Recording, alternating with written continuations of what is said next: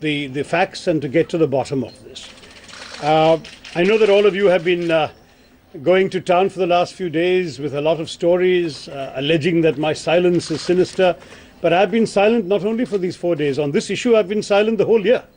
And the reason I've been silent the whole year is very simple. It should be obvious to you that when there is a police inquiry going on, it is my duty to not undermine or compromise their inquiry in any way through anything I would say in public. Because public discussion of matters which are meant to be in the police realm is actually an insult to police procedure, which I respect. And so I have been the one who has, despite many, many things that have been very provocative that I wanted to say, I've been very, very silent on this issue, saying let the police do their work. And I want to stress that that is going to remain my position. I'm not here to engage in public debates for the sake of TRPs. That is not my interest. My interest as a bereaved husband is to find out what happened in the view of the police to my wife, why it happened, on what basis they have come to this conclusion. And of course, anything that I can do and my staff and Sunanda's staff can do to help them to solve this issue, we will do. Nonetheless, I have been obviously very troubled by this conclusion because it was so surprising.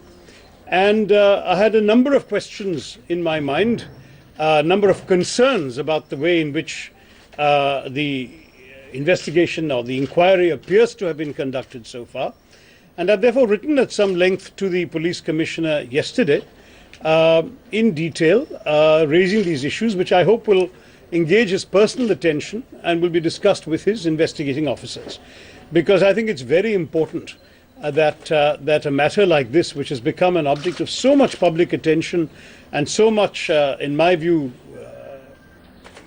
unnecessary public controversy based for the most part on misinformation, distortion, and even sometimes outright lies, I think it's very important that this be done professionally, without any political pressure or political considerations, without any predetermined outcome.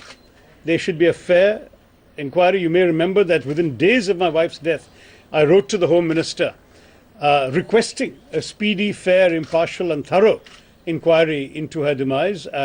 Speedy it has not been. As we all know, we've had to wait for a year to come up with this FIR, and certainly we would like to see that the matters proceed in a way that gives us closure on Sunanda's sad demise, and justice for all, starting with her and for her family members and for myself as the husband who suffered. I've lost my wife and I've not been allowed to mourn in peace.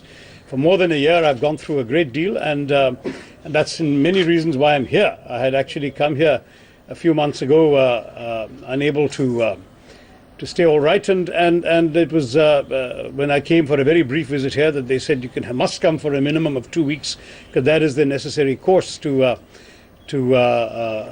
undergo for Ayurvedic treatment, and therefore I've come for 2 weeks. My 2 weeks comes to an end today.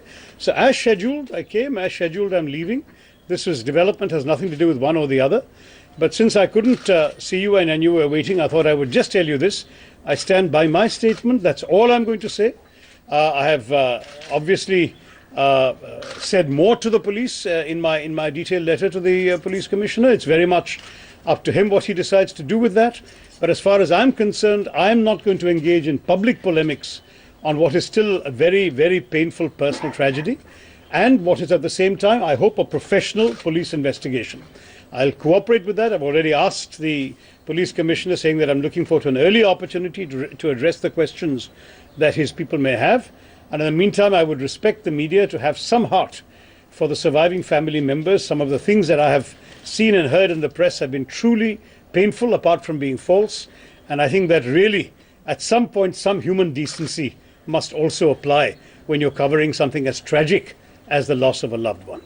With those words, I wish you all very well in this wonderful temple town of Guruvayur. Thank you very much. Namaskaram.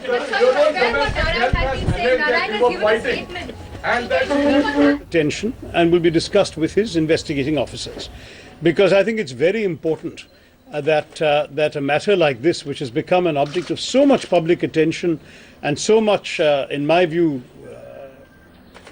unnecessary public controversy based. तो शशि थरूर को आपने सुना, press conference कर रहे थे सुनंदा पुष्कर हत्या मामले में। उन्होंने साफ तौर पर कहा है कि निष्पक्ष जांच के लिए मैंने खुद ही पुलिस कमिश्नर को भी लिखा है, गृह मंत्रालय को भी पहले लिख चुका हूं। उन्होंने कहा कि मैं पुलिस को पूरी तरह से सहयोग करने के लिए तैयार हूं, पहले भी मैंने कहा है। उन्होंने साथ ही साथ ये भी कहा कि मुझे नहीं लगता कि सुनंदा की मौत के पीछे कोई साजिश है। और साथ ही साथ उन्होंने ये कहा है कि इतने दिनों से मैं खामोश था, इसका ये मतलब नहीं कि इसके पीछे मैं कल्प्रिट हूं या मैं दोषी हूं, बल्कि चूंकि पुलिस इन्वेस्टिगेशन चल रही थी इसीलिए मुझे लगा कि चुप रहना बेहतर होगा। लेकिन अब ये पब्लिक डोमेन में ये जिस तरह से बातें आ रही है, जिस तरह से ये खबरें आए दिन छप रही है, और ऐसा लग रहा है कि कहीं ना कहीं मैं दोषी हूं, इसलिए मुझे लगा कि मुझे सामने आना चाहिए और अपनी बात रखनी चाहिए। तो साफ तौर पर प्रेस कॉन्फ्रेंस कर शशि थरूर ने ये बातें कही है सुनंदा पुष्कर हत्या मामले में।